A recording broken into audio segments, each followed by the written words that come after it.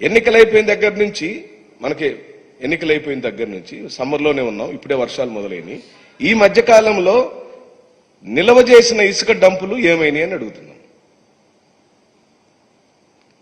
ఒకవేళ నిల్వ చేసిన ఇసుక డంపుల్ని మీరు ప్రజలకు సరఫరా చేస్తుంటే ఈ 1245 రూపాయలు లేదా 1300 రూపాయలు 1400 రూపాయలు ఎందుకు మీరు ఛార్జ్ చేస్తున్నారు? ఉచితంగా ఇచ్చేయాలి కదా. ఆల్రెడీ తెచ్చేసాం. ఎవరు తెచ్చారు? పోయిన ప్రభుత్వమే తెచ్చి స్టాక్ యార్డ్లో ఇసుక పెట్టింది, అందుబాటులో ఇసుక ఉంది. దాన్ని ఎందుకు మీరు ప్రజలకు అమ్ముతున్నారని అడుగుతున్నాం. ఉచితంగా ఇచ్చేసేయాలి కదా.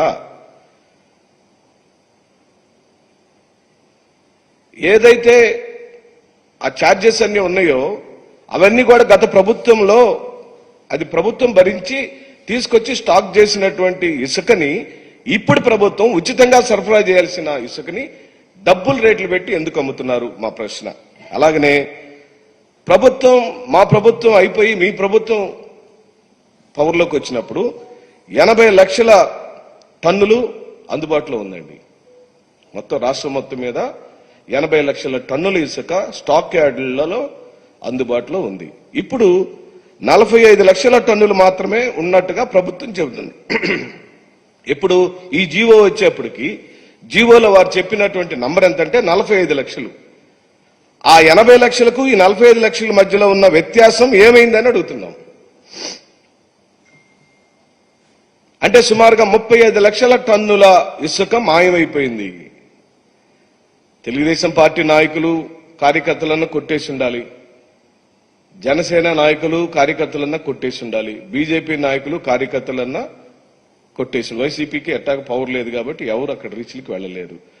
మౌలికంగా మీరు చెప్పిన జగన్మోహన్ రెడ్డి గారి ప్రభుత్వం దిగిపోయే రోజుకున్న 80 లక్షల టన్నుల నిల్వ ఈ రోజు మీరిచ్చిన కొత్త జీవోలో చూపిస్తున్న నిల్వకున్న వ్యత్యాసమైన 35 లక్షల టన్నుల ఇసుక, కోట్ల రూపాయలు విలువ చేసే ఇసుక ఎక్కడికి పోయిందని ప్రశ్నిస్తున్నాం. అంటే దీని అర్థం మిగిలిందంతా స్వాహా చేసి మనం దోచేసినట్టుగానే ఇక్కడ సుస్పష్టమైందని మేము ప్రశ్నిస్తూ, ఎన్నికల ఫలితాలు వచ్చిన రోజు స్టాక్ యార్డ్లో లక్షల కొద్ది టన్నుల ఇసుకని కూటమి నాయకులు తీసుకోలేదు అని నిరూపించాలంటే చట్ట ప్రకారమైన ప్రక్రియ మొదలవ్వాలని డిమాండ్ చేస్తున్నాం. ఏపీఎండిసి ద్వారా కానీ లేదా కలెక్టర్ గారి ఆధ్వర్యంలో కానీ తన జ్యూరిడిక్షన్ పరిధిలో జిల్లాల వారీగా ఎక్కడెక్కడ వైఎస్ఆర్ కాంగ్రెస్ పార్టీ ప్రభుత్వం అయిపోయి ఎన్డీఏ ప్రభుత్వం పవర్లోకి వచ్చినప్పుడు ఎంత స్టాక్ ఉంది, జీవోలో అందుబాటులోకి చూపిస్తున్న స్టాక్ 45 లక్షల టన్నులు అయినప్పుడు 80 లక్షల టన్నులు ఉండాల్సి వచ్చినప్పుడు ఆ గ్యాప్ ఉన్న 35 లక్షల టన్నుల విషయంలో వెంటనే చట్ట ప్రకారమైన చర్య తీసుకోమని, దాని మీద ఎంక్వైరీ చేయమని గౌరవ ముఖ్యమంత్రి శ్రీ నారా చంద్రబాబు నాయుడు గారిని డిమాండ్ చేస్తూ, మీరు శుద్ధ పూసలలాగా మాకు నీతి వాక్యాలు బోధించారు. ఇసుక విధానం తప్పని చెప్పారు. 750 కోట్ల రూపాయలు వచ్చే ఆదాయం అవసరం లేదు, ఉచితంగా ఇద్దామని మీరు ప్రకటించారు. సంతోషం. మీరిచ్చిన ఉచితమైన ఇసుక హామీని మీరు ఇంప్లిమెంట్ చేస్తే చూసి ఆనందపడతామని చెప్పి మేము పదే పదే చెబుతున్నాం. ఏ పథకమైనా చంద్రబాబు నాయుడు గారు 2024 ఎన్నికల హామీలలో తూచా తప్పకుండా ఏ హామీని ఆయన నెరవేర్చినా అది ప్రజలకు చేరినప్పుడు మాకన్నా ఆనందపడే వాళ్ళు ఎవరూ ఉండరు. ఎందుకంటే అంతిమంగా జగన్మోహన్ రెడ్డి గారి లక్ష్యం, చంద్రబాబు నాయుడు గారి లక్ష్యం లేదా జనసేన బీజేపీల లక్ష్యం ప్రజల యొక్క శ్రేయస్సు అయినప్పుడు, ప్రజలకు మేలు చేయటం అయినప్పుడు, మా హయాంలో మేము బొచ్చుడన్ని పథకాలు ఇచ్చాము, డైరెక్ట్ గా బెనిఫిషియరీ ఇంటికి వెళ్ళింది, డోర్ డెలివరీ చేశామని మేము గుండె మీద చేసుకుని అనేకమైన పథకాలను మేము సాధారణంగా మేము చెప్పగలుగుతాం. ఈ రోజున మీరు కూడా ఆ విధంగా చేస్తే చూసి ఆనందపడదామని మేము గట్టిగా ప్రశ్నిస్తున్నాం. ప్రధానమైన హామీలనే మీరు ప్రత్యక్షంగా ఇలా వైలేషన్ చేసి మీరు అన్ని తొంగలో తొక్కి 2014-19 కాలంలో మీరు అనేకమైన జీవోలు తెచ్చారు. 2014లో అయితే లీజుల విషయంలో రాష్ట్ర ప్రభుత్వం ఈ చట్టంలోని నియమాలను నిబంధనలను పూర్తిగా ఉల్లంఘించింది. దానికి అనేకమైన సాక్ష్యాలు ఉన్నాయి. ఆగస్టు 2014 నాడు ఏపీఎండిసికి రీచ్లన్నీ అప్పచెబుతూ ఒక జీవో తెచ్చారు. 2014 ఆగస్టులో వాళ్ళు పవర్లోకి వచ్చింది బహుశా మేలోనో ఎప్పుడో వచ్చుంటారు. జూన్, జూలై, ఆగస్టులో కొత్తగా ఒక జీవో తీసుకొచ్చి ఏపీఎండిసికి ఆగస్టు 28వ తారీఖు ఇచ్చాడు. ఆ తర్వాత రీచ్లు జిల్లా మహిళా సమైక్యలకు అందజేశారు, మళ్ళీ మార్చారు. తదుపరి 2016లో ఈ విధానాన్ని సమీక్ష చేయటం కోసం ఒక సబ్ కమిటీని వేసి మంత్రులతో వాళ్ళతో రికమెండేషన్స్ అడిగారు. ఏ పాలసీ అయితే కరెక్ట్ గా ఉంటుంది, పైన పేర్కొన్న 2 పాలసీల్లో మనం సరిగ్గా నిర్వహించలేకపోతున్నామని చంద్రబాబు నాయుడు గారి ప్రభుత్వం 2016లో ఒక సబ్ కమిటీ వేస్తే సబ్ కమిటీ సిఫార్సులు పరిగణలోకి తీసుకుని 2016 జనవరి 15వ తారీఖున మరో జీవో వచ్చింది, 3వ జీవో. ఎప్పటికండి? 2016లో పరిపాలించడం మొదలెట్టిన తర్వాత ఒక్క ఇసుక విధానం మీదనే 3 రకాల జీవోలు ఇచ్చిన చరిత్ర చంద్రబాబు నాయుడు గారిది. 2016 జీవోలో ఏం చెప్పారు? టెండర్ కమ్ ఈ యాక్షన్ నిర్వహించాలని జీవోలో పేర్కొన్నారు. సరే, దాని మీద ఉన్నారా అంటే లేరు.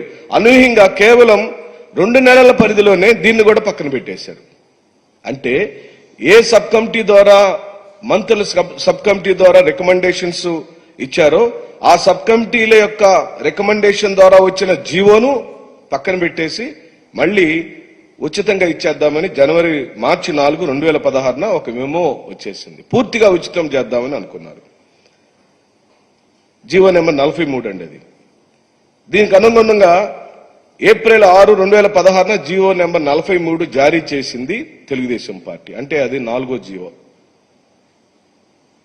2014 నుంచి 2016 ఏప్రిల్ లోపల 4 రకాల జీవోలు ఇచ్చి చిట్ట చివరికి ఏం చేశారంటే న్యాయసమ్మతం లేకుండా, కసరత్తు లేకుండా ఈ విధమైన నిర్ణయాలను తీసుకొని వాళ్ళు చేసుకుంది ఏంటంటే ఇక ఏ జీవో లేదు, ఏ పర్యవేక్షణ లేదు, పూర్తిగా ఉచితం చేద్దామని నిర్ణయానికి వచ్చి ఆ ఉచితమైన రీచ్లన్నిటినీ ఎమ్మెల్యేలకు, తెలుగుదేశం పార్టీ నాయకుల చేతుల్లోకి అప్పజెప్పి పూర్తిగా ఇది వైలేషన్ జరిగితే ఉచిత ఇసుక పేరిట రాష్ట్రంలో అక్రమంగా ఇసుక తవ్వకాలు జరుగుతున్నాయని గౌరవ హైకోర్టు మిమ్మలను పలు సందర్భాల్లో హెచ్చరించిన మాట నిజమా కాదా?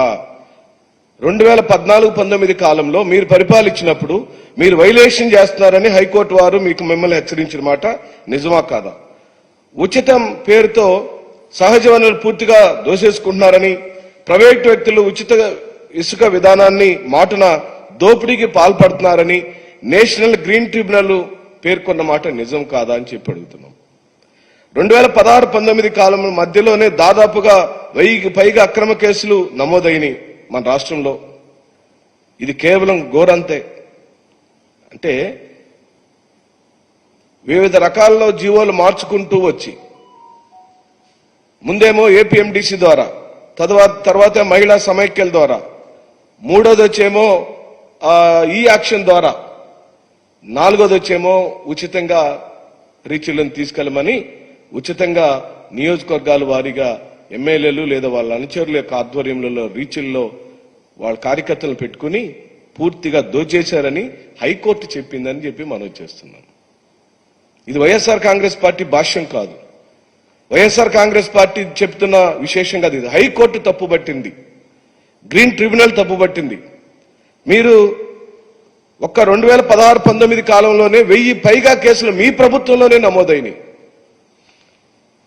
ఇవన్నిటినీ పరిష్కరిస్తూ ఒక మంచి విధానంతో, ఒక మంచి పరిపాలనా దక్షతతో జగన్మోహన్ రెడ్డి గారు సుమారుగా 750 కోట్ల రూపాయల ఆదాయాన్ని రాష్ట్ర ప్రభుత్వానికి వచ్చేటట్టుగా చేస్తే, తద్వారా కొన్ని మొదట తీసుకొచ్చిన ఈ విధానాల్లో కొన్ని తప్పులు జరిగినప్పుడు వాటిని సరిదిద్దుకొని పూర్తిగా గవర్నమెంట్ 2024 ఎలక్షన్కి వెళ్ళబోయే లోపల ఇసుక విధానం పైన సంపూర్ణమైనటువంటి ఒక అవగాహనని ప్రజల్లోకి తీసుకురావటం, ప్రజలు ఆ విశేషంలో ఏదైనా వాళ్ళకి ఇబ్బంది కలిగి ఉంటే మేము తగిన ఇప్పుడు జరుగుతున్న పరిణామాలను మేము చూస్తూనే, కానీ తెలుగుదేశం పార్టీ అధికారంలోకి రావటం కోసం చెప్పిన ఉచితమైన ఇసుక విధానాన్ని తొంగలో తొక్కటాన్ని ఖండిస్తూ మీరు వెంటనే దీన్ని సరిదిద్ది ప్రజలకు ఎక్కడికక్కడ అవసరమైతే మీరిచ్చిన హామీని ఇంప్లిమెంట్ చేయమని,